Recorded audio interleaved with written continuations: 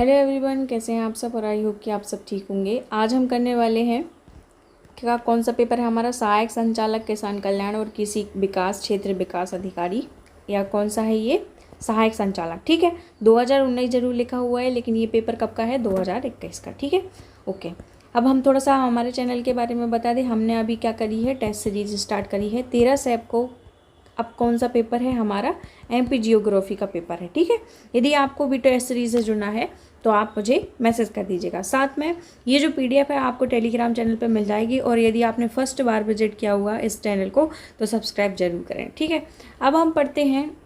हमारा जो आज का पेपर है वो बहुत ही अच्छे सिस्टमेटिक से लिखा हुआ है। इसमें इंग्लिश मीडियम और हिंदी मीडियम दोनों को कोई दिक्कत नहीं जाएगी। ठीक है, फर्स्ट जो हमारा क्वेश्चन है, गुर्जर प्रतिहार राजवंश संबंधित था। That means the Gurjara Pratihara dynasty was related with. अब क्या लिखा है कि जो हमारे मध्य प्रदेश में गुर्जर प्रतिहार वंश जो है वो कहाँ पर शासन करता था, या किस स्थान पर उन्होंने शासन किया है। तो हमने जैसा कि पढ़ा भी है, तो जो उज्जैन स्थान है यहाँ पर गुर्जर प्रतिहार वंश का शासन था, है ना। यहाँ पे बहुत इंपॉर्टेंट है, जब दंती दुर्ग मतलब कि जो राष्ट्रकूट वंश है दंती दुर्ग वो आता है, तो यहाँ पे जो नागभट्ट प्रथम रहता है, दंती दुर्ग हिरण्यगर्भ यज्ञ कराता है उज्जैन में ही। नागभट्ट प्रथम को अपना द्वारपाल बनाता है। ठीक है, ये भी हमने बहुत बार पढ़ा हुआ है, स्टोरी में आपको भी मिलेगा, हमने ये यहीं से पढ़ा है। ठीक है, तो ये काफ़ी इंपॉर्टेंट है, गुर्जर प्रतिहार वंश है ना। गुर्जर प्रतिहार वंश में वहीं हम एक साइड पढ़ते हैं किसके बारे में, राजशेखर के बारे में, है ना।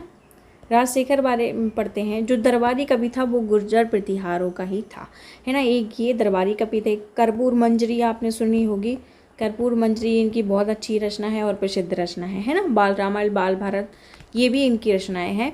और ये किनके दरबार में थे, ये महेंद्रपाल और महीपाल के दरबार में थे। महेंद्रपाल प्लस महीपाल, इन दोनों के दरबारी कवि थे।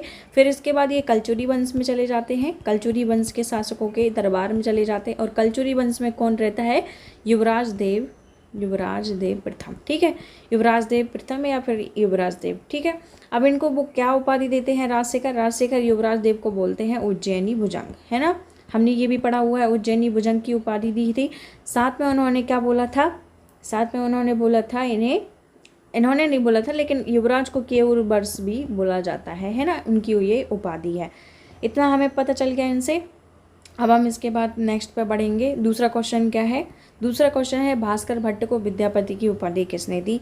तो ये किसने दी, राजा भोज को। बहुत अच्छा इंपॉर्टेंट क्वेश्चन है। Who gave the title of Vidyapati was to Bhaskar Bhatt. तो किसको दी है, राजा भोज ने दी है भास्कर भट्ट को। ठीक है, अब हम राजा भोज के बारे में थोड़ी सी बात कर लें। तो राजा भोज पहली बात तो परमार वंश के शासक है ना, परमार वंश के शासक। अब इनका शासनकाल लगभग 1000 से 1055 के बीच में था। ठीक है, हाँ, ईस्वी। फिर अब इसके बारे में और हम क्या देखें, इनकी बहुत सारी पुस्तकें या रचनाएं जो ग्रंथ हैं वो बहुत जाने जाते हैं। जैसे हमने देखा है तत्व प्रकाश, है ना, तत्व प्रकाश। साथ में युक्ति कल्पतरु, फिर सम्रांग सांगण, है ना, चारु चर्चा। बहुत सारी किताबें जो हैं इनसे पूछी जाती हैं, इनकी रचना के बारे में इनसे पूछा जाता है। इन्होंने बहुत सारी स्थापत्य कला में भी योगदान दिया है, तो हम उनका भी विस्तार से चर्चा करेंगे जब हम इनकी परमार वंश पढ़ेंगे। ठीक है, अब उदयगिरी की गुफाएं संबंधित है, इसमें क्वेश्चन पूछा है Udayagiri caves are related with. तो किस शासन से संबंधित है, गुप्त साम्राज्य से संबंधित है ना। हमने ये क्वेश्चन भी पढ़ लिया है। जैसे हम उदयगिरी देखेंगे, उदयगिरी में कम से कम 20 गुफाएं हैं, हमने देखी थी। ठीक है, उसमें अब क्या है कि जो वीर सिंह है, वीर सिंह किसके जो है सेनापति थे, वो हैं गुप्त साम्राज्य। अब गुप्त साम्राज्य शासक कौन थे, विक्रमादित्य, या फिर इन्हीं को क्या बोलते हैं, विक्रमादित्य का दूसरा नाम क्या है, चंद्रगुप्त द्वितीय, है ना। चंद्रगुप्त द्वितीय के बारे में जब हम पढ़ते हैं तो उन्हीं का जो सेनापति है वो वीर सिंह, इसके द्वारा ही उदयगिरी गुफा में स्थापत्य कला की चीज़ें उद्घाटित की गई थी। ठीक है, अब हम जब दूसरा क्वेश्चन देखेंगे विक्रमादित्य सेकंड से, तो इन्होंने क्या करा है, उज्जैन में जो शासक रहते थे, उज्जैन में शासक कौन था, रुद्र प्रताप थर्ड। तो रुद्र प्रताप थर्ड को पराजित किया था, मतलब जो चंद्रगुप्त द्वितीय हैं उन्होंने रुद्र प्रताप थर्ड या शकों को पराजित किया था, और अपनी उपाधि क्या रखी थी इन्होंने, सकारी। ठीक है, सकारी अपनी उपाधि रखी थी, साथ में चांदी के सिक्के भी चलाए थे, है ना। तो ये कुछ चीज़ें हैं जो हमें किन से याद रखनी है, गुप्त साम्राज्य से याद रखनी है। साथ में जब हम रीवा का सूफिया अभिलेख पढ़ते हैं, है ना, आपको याद होगा रीवा का सूफिया अभिलेख, वो भी स्कंदगुप्त से संबंधित है है ना, स्कंदगुप्त से संबंधित है। और साथ में ये सुपिया अभिलेख में गुप्त साम्राज्य के संस्थापक घटोत्कच को माना जाता है, घटोत्कच को माना जाता है, ये हमने पढ़ा हुआ था। ठीक है, तो इतनी कुछ इंपॉर्टेंट, जैसे समुद्रगुप्त का ऐरण अभिलेख जैसा हम कुछ पढ़ते हैं तो वो काफ़ी इंपॉर्टेंट हो जाता है। ठीक है, अब ये हमारा थर्ड क्वेश्चन था। अब हम फोर्थ क्वेश्चन पे चलते हैं। क्या लिखा है, नशना कुठार जो पार्वती मंदिर है वो कहाँ पर है? The Parvati temple of Nashna Kuthar is situated in, तो वो कहाँ पर है? पन्ना में। पन्ना में क्या है? नशना कुठार का पार्वती मंदिर। अब आपको इसमें क्या याद रखना है, कभी कभी क्या रहता है जैसे सही जोड़ी बना देते हैं, यहाँ पे नशना कुठार लिखा है, यहाँ पर पार्वती लिखा है। ठीक है, यहाँ पर भूमरा लिखा है जो सतनाम है, यहाँ पर शिव मंदिर लिखा है। तो इस प्रकार से ये याद रख के चलना कि नशना कुठार में कौन सा किन का मंदिर है? पार्वती जी का मंदिर है। ठीक है, तो ये भी बहुत इंपॉर्टेंट हो जाता है। साथ में जिले भी आपको बहुत अच्छे से याद रखने हैं, है ना। और हाँ, ये गुप्त साम्राज्य की स्थापत्य कला से संबंधित है। कभी ये आपको क्वेश्चन आ जाए कि जो नशना कुठार है वो किस वंश से संबंधित है, तो क्या आंसर आएगा हमारा? तो नशना कुठार का जो पार्वती शिव मंदिर है वो गुप्त काल से संबंधित है और कहाँ पर है? पन्ना में। और किसका मंदिर है, किन से संबंधित है? पार्वती मंदिर से। ठीक है, वैसे ही हमने भूमरा का मंदिर पढ़ लिया, वो भी बहुत ज़्यादा इंपॉर्टेंट है। अब फिफ्थ क्वेश्चन में देखेंगे हम, जो घोटुल प्रथा रहती है उसके बारे में निम्नलिखित में से सत्य कथन कौन सा है ना। विच of the following statement is true about the ghotul system? क्या घोटुल में सम्मिलित होने वाली लड़कियां जो है मुटियारी कहलाती हैं, या घोटुल में सम्मिलित होने वाले लड़के जो हैं चैलिक कहलाते हैं, या बेरियल एल्विन ने घोटुल प्रथा की विस्तृत विवेचना की है? तो उपरोक्त सभी कथन सत्य हैं। इसका मतलब है हमें 3 से 4 फैक्ट और जानने को मिल रहे हैं। घोटुल प्रथा एक प्रकार की शायद मे बी सेक्स एजुकेशन है, उसमें उनको बताया जाता है कि किस प्रकार से चीज़ें आगे बढ़ती हैं। ठीक है, तो घोटुल में सम्मिलित लड़कियों को क्या बोलते हैं? मुटियारी। ठीक है, मुटियारी। और लड़कों को क्या बोलते हैं? चैलिक। ठीक है, तो ये दो जो पॉइंट हैं वो हमें याद करके लिख लेना है, या फिर आपने पहली बार पढ़ा है तो आप इसको लिख लो, क्योंकि आगे चल के ये क्वेश्चन आपसे पूछा जा सकता है कभी ना कभी। अब 6th क्वेश्चन पे हम देखेंगे, मध्य प्रदेश के किस स्थान से 1923 का झंडा सत्याग्रह आरंभ हुआ? ठीक है, from which place of Madhya प्रदेश झंडा सत्याग्रह ऑफ 1923 वॉज स्टार्टेड? हमने बहुत बार पढ़ लिया है जबलपुर में। ठीक है, बहुत बार हमने झंडा सत्याग्रह के बारे में पढ़ा है, बल्कि हम सुंदरलाल के बारे में भी पढ़ते हैं कि 6 हफ्ता या 6 हफ्ते के लिए उनको जेल भी भेजा गया था, है ना, या 6 माह के लिए। ये बहुत ज़्यादा इंपॉर्टेंट है। जितनी भी मॉडर्न हिस्ट्री है वो मैंने ऑलरेडी करा दी, आप मॉडर्न हिस्ट्री से वीडियो देख सकते हैं। अब मैंने एंशिएंट और मेडाइवल को ना करवा के सबसे पहले मॉडर्न कराई है, क्योंकि कम से कम उसमें 3 से 4 क्वेश्चन वहाँ से पूछे जाते हैं। ठीक है, इसीलिए आप वहाँ देख सकते हैं। अब क्वेश्चन 7 पे हम चलेंगे। क्या लिखा है, मानधाता मेला संबंध मध्य प्रदेश के किस जिले से है? In which district of Madhya Pradesh Mandhata fair is related या ऑर्गेनाइज? तो कहाँ पर मानधाता मेला है? खंडवा में। ठीक है, ये नॉर्मल सा क्वेश्चन है, उसमें कुछ याद करने की जरूरत नहीं है। हाँ, बस या आप जो है मेले याद करके चलो, है ना, मेले करो फिर मंदिर करो, है ना, ये जो कुछ चीज़ें हैं छोटी मोटी, इनको जरूर याद करके चलो। अब क्वेश्चन 8 पे हम चलेंगे। क्या लिखा है, मध्य प्रदेश का प्रथम पर्यटक नगर क्या किसे कहते हैं? Which was the first city called as the tourist city of Madhya Pradesh? बहुत यूनिक क्वेश्चन है, बहुत बच्चों को पता भी नहीं होगा, इवन मुझे भी नहीं पता था। तो ये क्या आंसर है? शिवपुरी। ठीक है, इसको बहुत अच्छे से नोट डाउन कर लो, या फिर अपने दिमाग में इसको बैठा लो कि इसका आंसर जो है शिवपुरी है। ठीक है, अब हम नेक्स्ट क्वेश्चन पे चलते हैं। क्या लिखा है, माखनलाल चतुर्वेदी की जन्मस्थली कौन सी है? तो होशंगाबाद जब हम पढ़ते हैं होशंगाबाद, या फिर उसी का नाम अब क्या हो गया, नर्मदापुरम। ठीक है, नर्मदापुरम, उसमें ही बाबई नामक स्थान पर इनका जन्म हुआ था, है ना। हमने इनको मॉडर्न हिस्ट्री में बहुत सारे आंदोलनों में इनको नेतृत्व करते हुए देखा है ना। बल्कि इन कसाई जो आंदोलन था, कसाई खाना आंदोलन 1920 का, इसमें जो नेतृत्वकर्ता थे सागर में जो रतौना में हुआ था, तो इसके नेतृत्वकर्ता कौन थे? माखनलाल चतुर्वेदी ही थे। साथ में अब इनका जो स्थान है बाबई, इसको माखन नगर भी कहने लगे इनके नाम पर। ठीक है, तो ये थोड़ी सी कुछ चीज़ें हैं, इनके साथ फैक्ट हैं जो जुड़े हुए थे, तो हमें वो याद करके चलने हैं साथ साथ। अब क्वेश्चन क्या है, 10वां क्वेश्चन क्या है, कुमार गंधर्व जो समारोह है ना, कुमार गंधर्व समारोह किस स्थान पर आयोजित किया जाता है? Is organised at which of the following place? तो ये देवास में किया जाता है ना। ये गायन से संबंधित हैं, साथ में एक्टर भी रहे हैं, तो इनके बारे में कुमार साहब को कौन नहीं जानता। तो ये कहाँ से थे? हमारे मध्य प्रदेश के देवास जिले से, इनको थोड़ा सा याद रखना है ना। अब 11 क्वेश्चन हम देख लेते हैं। निम्नलिखित वन प्रकारों में मध्य प्रदेश में सर्वाधिक विस्तार किसका है? Which of the following forest type discover the largest area in Madhya Pradesh? तो कौन सा है ये? उष्णकटिबंधीय शुष्क पर्णपाती वन, उष्णकटिबंधीय शुष्क पर्णपाती वन, या आ जाए उष्णकटिबंधीय शुष्क पतझड़ वन। तो ये जो है हमारे मध्य प्रदेश में सर्वाधिक होते हैं। अब क्यों? क्योंकि देखो हमारे मध्य प्रदेश में ऐसा नहीं है कि सारे जगह ही आर्द्र वन पाए जाए। आर्द्र कहाँ पाए जाते हैं मैं आपको दिखा दूँ। ये सिर्फ दक्षिण पश्चिम में ये जो एरिया है, अब इसको भी हटा दो, तो सिर्फ ये जो एरिया है ये यहाँ पर जो है 150 से अधिक सेंटीमीटर से अधिक वर्षा होती है। सारे स्थानों पे नहीं होती, कहीं पे क्या, कहीं पे 55 से भी कम होती है, ठीक है, कम होती है, और कहीं पे पता चले 100 से 125 हो रही है, 125 से 150 हो रही। तो ये जो एरिया है ये पूरा जो है ये कवर करता है, ये शुष्क पतझड़ वन के अंतर्गत आता है। तो हमारे मध्य प्रदेश में सर्वाधिक कौन से होंगे? हाँ, और आर्द्र की बात करें तो आर्द्रता की इतनी ज़्यादा मात्रा नहीं है, सिर्फ जो हमारा पूर्व दक्षिण पूर्व जो स्थान है वहीं पर बस आर्द्र वन पाए जाते हैं। कटीले वन के बारे में हम बात करें कि तो मध्य प्रदेश के ऊपरी स्थान पर कटीले वन पाए जाते हैं, है ना, और पहाड़ी वन तो हैं ही नहीं, ठीक है। थोड़ा जल्दी जल्दी समझाना पड़ रहा है क्योंकि मैं अभी आउट ऑफ स्टेशन हुई है, समझ लो। जब सूर्य की किरणें कर्क रेखा पर लंबवत चमकती हैं तब उत्तरी मध्य प्रदेश में निम्नलिखित में से कौन सी घटना घटित होती है? क्या बोला है उन्होंने? जब सूर्य की किरणें कर्क रेखा पर, अब हमें पता है कि कर्क रेखा हमारे मध्य प्रदेश के मध्य से होकर निकलती है, ठीक है, और हमने ये वाला क्वेश्चन भी कराया है, शायद कल ही कराया है क्या, कि कर्क रेखा जो है हमारे किस पठार को 2 भागों में बांटती है? तो ये कर्क रेखा जो है मालवा के पठार को 2 भागों में बांटती है। ये मैंने क्वेश्चन भी दिया है आपको क्विज में।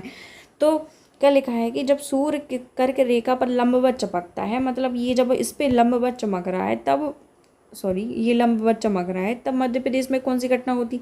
भाई जब लंबवत चमक रहा है कुल मिला के ऐसा है कि पूरा जो है तापमान अधिक हो जाएगा।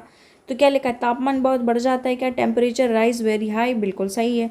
वायुदाब तेजी से बढ़ता है। देखो वायुदाब जो है, वायुदाब ये व्युत्क्रमानुपाती है ताप में, मतलब वायुदाब जब बढ़ रहा है तो तापमान कम होगा। इसने बोला है वायुदाब तेजी से बढ़ता है, दैट मीन्स तापमान तो ये कम की बात कर रहा है, तो ऐसा तो होता नहीं है, तो ये सरासर गलत हो जाएगा। वायुदाब अपरिवर्तित रहता है, नहीं भाई साहब, कम हो जाता है। पश्चिमी विक्षोभ आने लगता है, बिल्कुल नहीं।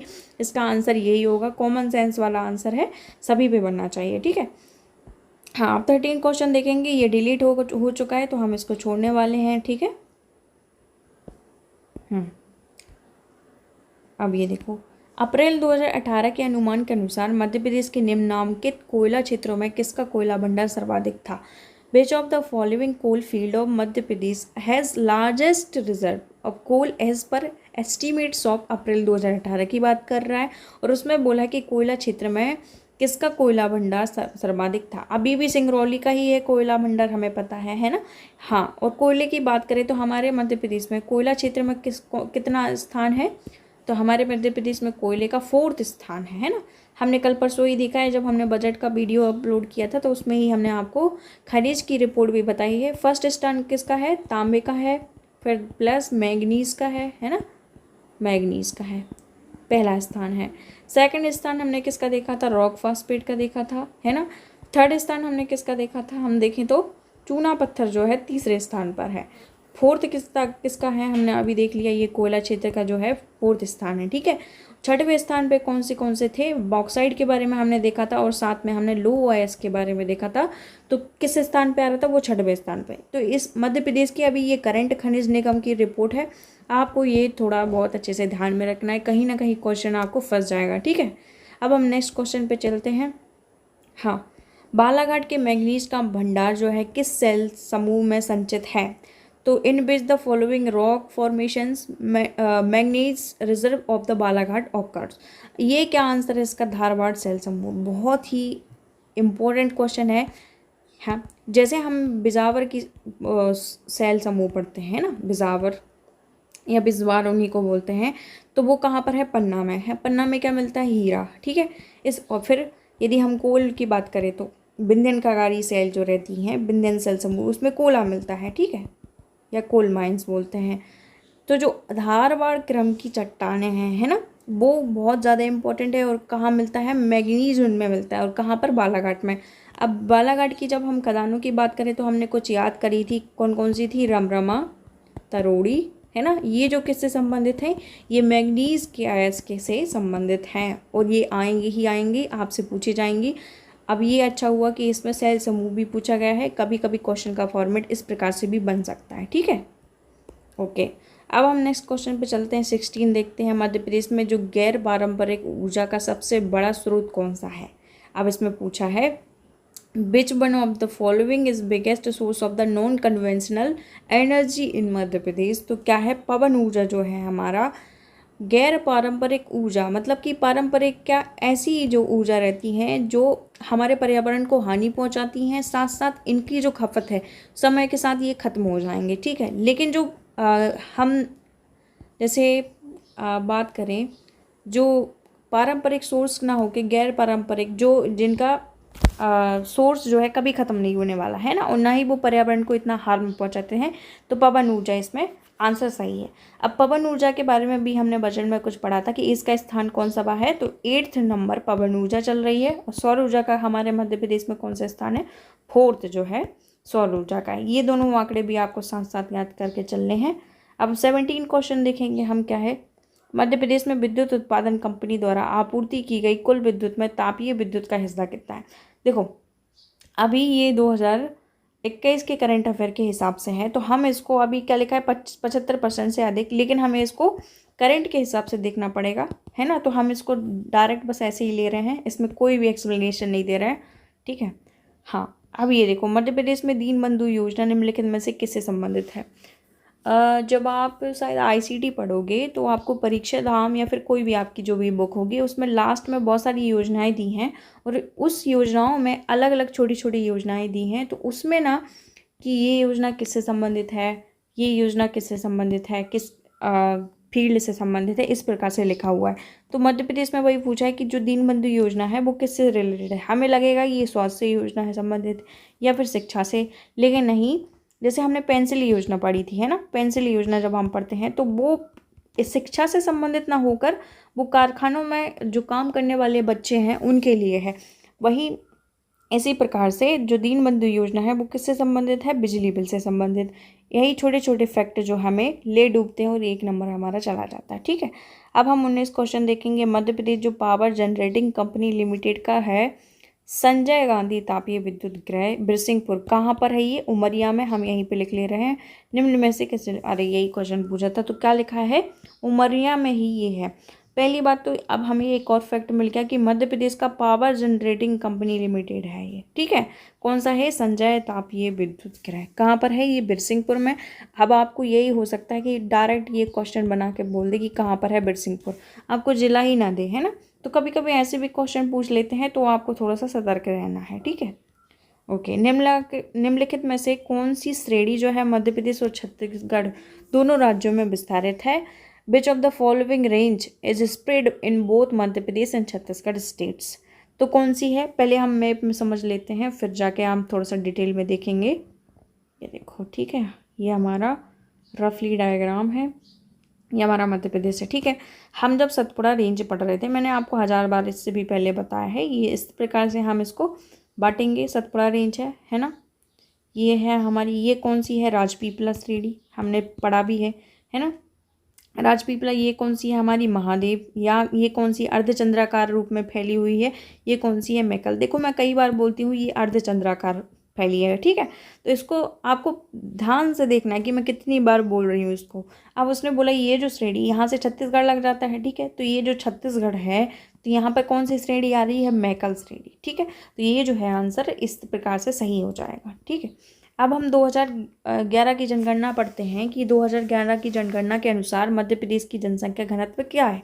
अभी भी 2011 की जनगणना ही पूछेगा, तो 236 इसका आंसर है। बहुत अच्छे से हमें याद रखना है, ठीक है। हाँ, 22 हम पढ़ेंगे कि भारत में नीति आयोग का गठन कब हुआ। ये करंट पॉइंट है, अच्छी बात है, अभी भी ये पूछा जा सकता है क्योंकि ये फेमस पर्सनालिटी है, ठीक है। When the NITI Aayog form in India, तो कब? 1 जनवरी 2025 को, सॉरी 15 को ये फॉर्म हुआ था। अब इससे रिलेटेड आपको यही देखना है कि इसके अध्यक्ष कौन होते हैं? हमारे भारत की पीएम होते हैं, ठीक है। 23 क्वेश्चन पे हम चलेंगे। क्या लिखा है, नवीनतम जनगणना के अकॉर्डिंग मध्य प्रदेश का वह जिला कौन सा है जहां सबसे कम अनुसूचित जनजाति दैट मीन्स एसटी निवासित है। As per the latest census name of the district of Madhya Pradesh where the lowest number of scheduled tribes reside. तो कौन है, भिंड है। ठीक है, बहुत अच्छे से ध्यान में रखना है। ये मध्य प्रदेश के जो ऊपरी हिस्से हैं वहाँ पर एसटी जो जनसंख्या है बहुत ही कम है। ठीक है, तो ये जो आंसर सही हो जाएगा। झाबुआ में तो सबसे अधिक है, तो कहाँ पे ये हो सकता है। ठीक है, झाबुआ, धार, ये सब हमने ये पढ़ा हुई था ना, ट्रिक बनाई थी, धार बड़ी है धार बड़ी है बुआ की, है ना, धार बड़ी है बुआ की, और बहुत सारी ट्रिक हमने यूज़ की थी एसटी में। तो जहाँ पे नहीं है वो क्या है आंसर हमारा, भिंड। ठीक है, ये क्वेश्चन एमएसएमई वाला बहुत बार पूछा गया है, यहाँ पे भी हम याद रखेंगे। डेट वाइज आपको याद रखना है। क्या लिखा है, मध्य प्रदेश में सूक्ष्म लघु एवं मध्यम उद्योग मतलब कि एमएसएमई विभाग का गठन कब हुआ था। When the department of micro small and medium enterprise formed in Madhya Pradesh. तो इसकी क्या डेट, आपको डेट याद रखनी है। क्या है, 5 अप्रैल 2016। सिर्फ 2016 याद रख के कोई काम नहीं चलेगा, यहाँ पे पूरी डेट ही याद आपको रखनी है। ठीक है, ओके। भारत में दालों का सर्वाधिक उत्पादन किस राज्य में होता है। भारत में दालों का सर्वाधिक उत्पादन, हाँ, तो which is the Indian state where the pulse production is the highest. अब जब हम कुल दालों की बात करें अभी 2023, 24, 25 में, तो कुल दलहन में, दाल या फिर दलहन में हमारा मध्य प्रदेश अभी भी पहले ही स्थान पर है। लेकिन कुल तिलहनों की बात करें, तिलहन में तो पहले किसका स्थान है, राजस्थान का, देन हमारा मध्य प्रदेश आता है। ठीक है, उसके बाद फिर जब हम कुल खाद्यान्नों की बात करते हैं, ये देखो मैंने बजट में ऑलरेडी 2 दिन पहले ही पढ़ाया, लेकिन हम एक बार और रिवाइज कर लेंगे तो अच्छा रहेगा। ठीक है, तो कुल खाद्यान्नों की जब हम बात करते हैं तो कहाँ पर है, ये भी हमारे दूसरे स्थान पर। पहला कौन सा है, यूपी, और दूसरा कौन सा है, हमारा मध्य प्रदेश। ठीक है, इस प्रकार से ये जो हमारा क्वेश्चन है सही हो जाएगा। इसके साथ इतने फैक्ट हैं जो कि आपको याद करके चलने हैं। ठीक है, हाँ देखो कोयले के बारे में आ गया। अभी हमने खनिज से रिलेटेड रिपोर्ट भी पूरी पढ़ाई है। क्या लिखा है, भारत में कोयला भंडार के आधार पर मध्य प्रदेश का कौन सा स्थान है, बताइए। What is the position of Madhya Pradesh record किसका, कोयला डिपॉजिट्स इन इंडिया। ठीक है, तो हमने कोयले के बारे में इस समय तो जब क्वेश्चन पूछा गया था तो क्या आंसर था 5th, बट हम अभी क्या आंसर देंगे 4th। ठीक है, और अभी नया बजट आएगा तो उस अकॉर्डिंग हो सकता है चेंज हो जाए, बट अभी करेंटली कितना है, 4th। ठीक है, क्या लिखा है, मध्य प्रदेश पंचायती राज कितने स्तर पे है, हमें पता है 3 स्तर पे है, ग्राम स्तर पे है, फिर जिला स्तर पे है, फिर जनपद स्तर पे है, फिर जिला स्तर पे है। ठीक है, ये तो हम बहुत बार पढ़ चुके हैं, है ना। पंचायती राज से संबंधित कौन सा आर्टिकल है, 73 संविधान 1992। ठीक है, ओके। हाँ, 28 क्वेश्चन देखेंगे। राज्य की वास्तविक कार्यपालिका का प्रमुख कौन होता है, who is the real executive head of state. तो कौन होता है, राज्यपाल ना होकर कौन होता है, हमारा मुख्यमंत्री, है ना, चीफ मिनिस्टर हमारा होता है, ये हमें बहुत अच्छे से पता है। हाँ, तो पॉलिटी में आपको चीफ मिनिस्टर की बहुत अच्छे से आपको पूरी लिस्ट याद करनी है, और ना याद हो तो आप मुझे बता दीजिएगा, मैं कुछ ट्रिक बना के आपको याद करा दूंगी। ठीक है, मध्य प्रदेश के जो प्रथम लोकायुक्त हैं वो कौन थे, तो ये अभी भी क्वेश्चन बहुत उतना ही इम्पोर्टेंट है जितना पहले भी था, तो पीवी दीक्षित जो है आपको याद करने हैं। ठीक है,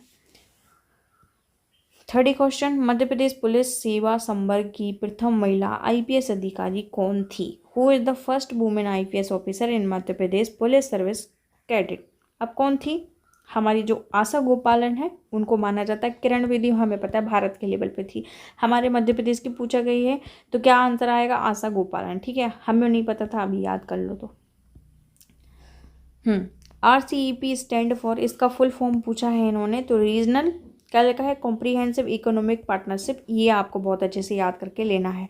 रीजनल कॉम्प्रीहेंसिव इकोनॉमिक पार्टनरशिप, अभी इसको बहुत बार लिख लो, क्योंकि जैसे मान लो आपसे प्रीवियस ईयर पूछा गया है, तो उसकी बहुत ज़्यादा संभावना बनती है कि हमें नेक्स्ट पेपर में भी ये पूछा जा सकता है। ठीक है, वरना यदि परीक्षा हम पढ़ रहे हो तो उसमें लास्ट में भी बहुत सारे फुल फॉर्म लिखे हुए हैं, आप हो सके तो उसको भी पढ़ लीजिए। अब 2019 का पूछा है तो हम इसको नहीं पढ़ेंगे क्योंकि करंट का पढ़ना है। मैच द फॉलोइंग पूछी है इसमें, और इसका कोई आंसर दिया नहीं है, यहाँ पे लिखा है इंग्लिश और हिंदी में। ठीक है, जो कप है उससे रिलेटेड है, फर्स्ट का 3 आ रहा है, मतलब कि प्रूडेंशियल जो कप है वो क्रिकेट से संबंधित है, यूरो जो कप है वो फुटबॉल से संबंधित है। और अजलन शाह जो कप है वो किससे संबंधित है? हॉकी से। थॉमस कप हमें पता है बैडमिंटन से संबंधित है, ठीक है। ओके, ये सही जोड़ी पूछी गई थी। फिर इसके बाद हाँ, ये क्वेश्चन है, क्या लिखा है? मध्य प्रदेश तीरंदाज अकादमी कहाँ पर अवस्थित है? जबलपुर में, शायद 2013 को अवस्थित हुई थी। इसका नाम भी शायद ईश्वर दास रोहाड़ी हो गया है ना, अभी चेंज हुआ है ईश्वर दास रोहाड़ी जी के नाम पर, ये चेंज हो गया। मुझे थोड़ा सा अच्छे से याद नहीं आ रहा, बट हाँ यही है ईश्वर दास रोहाड़ी। इनफैक्ट यदि कुछ चेंज होता है या फिर मैं अभी सर्च कर लूँगी, यदि कुछ गलत आता है तो मैं आपको फिर से अपने टेलीग्राम पर बोल दूँगी कि ये इसके जगह पर थी, ठीक है। बट हाँ, इसका आंसर ये सही है कि मध्य प्रदेश में तीरंदाजी एक अकेडमी है, वो 2013 और कहाँ पर अवस्थित है? हमारे जबलपुर में, ठीक है।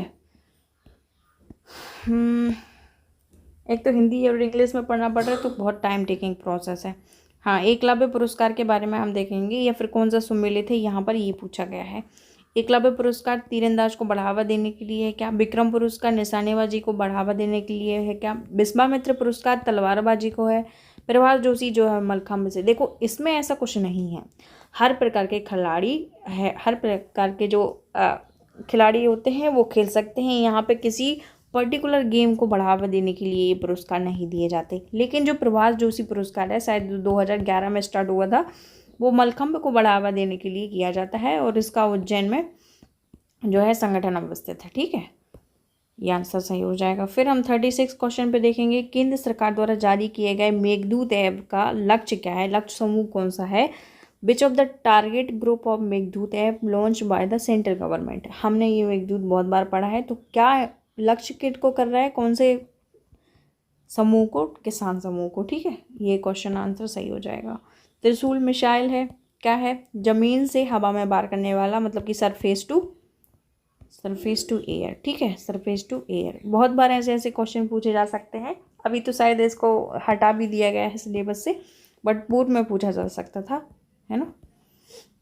ओके, अब हम क्या पढ़ने वाले हैं? 38 क्वेश्चन क्या है हमारा, कि भोपाल में मिंटो हॉल का निर्माण किसने कराया था? तो ये बहुत इंपॉर्टेंट क्वेश्चन है। क्या आंसर है? सुल्तान जहाँ बेगम, है ना। अभी देखो, हमने एक करंट के बारे में पढ़ा था, जब हम भोपाल का करंट अफेयर करते थे तो उसमें हमने लिखा था जो मिंटो हॉल है उसको शहरी संग्रहालय में बदला गया है ना, शहरी संग्रहालय में बदला गया है भोपाल शहर में। अब ये क्वेश्चन आ सकता है कि जो मिंटो हॉल है वो किसने बनवाया है? तो वो किसने बनवाया? सुल्तान जहाँ बेगम ने, ठीक है। ये काफ़ी इंपॉर्टेंट क्वेश्चन था। 39 क्वेश्चन हम देखेंगे, बादल महल जो गेट है वो कहाँ पर है? वेयर द बादल महल गेट से सिचुएटेड। तो कहाँ पे है? चंदेरी। चंदेरी कहाँ पर है? अशोकनगर में, ठीक है, अशोकनगर में। चंदेरी साड़ी भी बहुत फेमस है, अशोकनगर। ओके, नेक्स्ट क्वेश्चन हम देखेंगे, 40 क्वेश्चन है, प्रसिद्ध राम राजा जो मंदिर है किस जिले में अवस्थित है? In which of the following district famous Ram Raja Mandir is situated. तो हमारा निवाड़ी में है, बहुत इंपॉर्टेंट महल भी है ये, सॉरी। यहाँ पर जो राम जी हैं इनको राजा के रूप में माना जाता है या माना जाता है ना, राम जी। और कोई रॉकेट साइंस नहीं है, जब 36 साल बुंदेला वंश हम पढ़ेंगे तो उस बारे में फिर इसको डिटेल से देखेंगे। हार्डवेयर है, अब क्या है? तो इसमें क्या लिखा है? वास्तविक उपकरण है, या फिर अवास्तविक उपकरण है, या फिर निर्देशों का समूह है, या फिर प्रचालन या ऑपरेटिंग सिस्टम। ऑपरेटिंग सिस्टम तो बिल्कुल नहीं है, सेट ऑफ इंस्ट्रक्शन ये सॉफ्टवेयर होता है, ठीक है।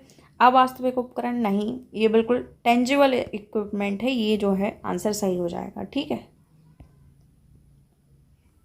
किसी कंप्यूटर का हार्डवेयर और सॉफ्टवेयर दोनों को मिलकर बनाया जाता है। अब एक 42 देखेंगे हम, निम्नलिखित में से कौन सा प्रथम वेब ब्राउज़र था? Which of the first web browser, तो कौन सा था? ये मोज़ेक, है ना। आप जैसे पुराने ज़माने के कंप्यूटर या फिर लैपटॉप हम जब लेते हैं तो ये मोज़ेक बहुत बार आपको उसी में देखने को मिलता है, ठीक है।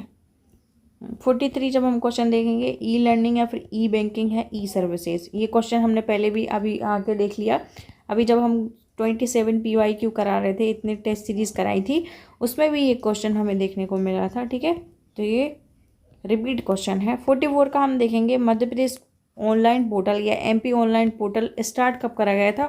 तो ये जुलाई 2006 को, ठीक है। काफ़ी इंपॉर्टेंट क्वेश्चन है, हो सकता है कंप्यूटर में फिर से पूछा जाए, तो इसको आप नोट डाउन कर लीजिए। 45 हम जब देखेंगे, प्रथम आधुनिक दूरसंचार उपग्रह था, मतलब the first modern telecommunication device was, कौन सी थी ये? टेलीग्राफ, ठीक है। ये हमें भी नहीं पता था, बट अब इसको आप नोट डाउन कर लो। अंतर्राष्ट्रीय क्रिकेट परिषद या फिर आईसीसी के वर्तमान अध्यक्ष कौन थे? हैं ग्रेग बार्कले। में भी अभी भी नहीं, ये नहीं है, चेंज हो गए शायद ये। 47 देखो बुकर पुरस्कार लिखा हुआ है 2020 का, तो हमें ये नहीं पढ़ना है क्योंकि हमें पढ़ना है 2025 का। ठीक है। डीआरडीओ के भी अध्यक्ष चेंज हो चुके हैं, तो ये अभी बिल्कुल याद मत करो। संजय कोठारी सीबीसी के पूछे हैं, बट अब तो ये चेंज हो गए हैं क्योंकि सीबीसी जो आयोग है वो हमारे सिलेबस में नहीं है। हमारे सिलेबस में कौन कौन सा है? चुनाव आयोग, आपको चुनाव आयोग पढ़ना है, महिला आयोग पढ़ना है, ये 2 मैंने करा दिए हैं। बस हमारा कौन सा बचा है? सूचना आयोग। ठीक है। सूचना आयोग के अलावा क्या क्या दिया था? एसटी, एससी और ओबीसी जो आयोग है राज्य का ही, ये भी हमने करा दिया है, कंप्लीट हो चुका है। साथ में जो 4 एक्ट थे जो न्यू थे, कौन कौन से थे? पहला था एसटी एससी आयोग 1989 वाला, फिर दूसरा कौन सा था? पेशा, फिर तीसरा कौन सा था? गौवंश संरक्षण अधिनियम 2004 का, और फिर कौन सा था? पर्यावरण संरक्षण 1986 का। ठीक है। ये सारे के सारे हमने करा दिए हैं, बस सूचना आयोग बस रह गया है। ठीक है। हाँ, सीडीएस पहले कौन थे? बिपिन रावत, है ना, बहुत ही फेमस पर्सनालिटी थे, हमने इनके बारे में बहुत पढ़ा भी हुआ है। देखो ये हमारे सारे क्वेश्चन हो गए हैं, इनकी पीडीएफ मैं आपको भेज दूँगी, है ना। आई होप कि आपको ये लेक्चर पसंद आया होगा। और अभी मैं नहीं हूँ जहाँ से मैं वीडियो रिकॉर्ड करती थी, इसीलिए मैं अपना फेस भी नहीं दिखा पा रही हूँ, बहुत मुश्किल से मैंने वीडियो बनाया है। हो सकता है आपको पसंद ना आए। Thank you for watching video.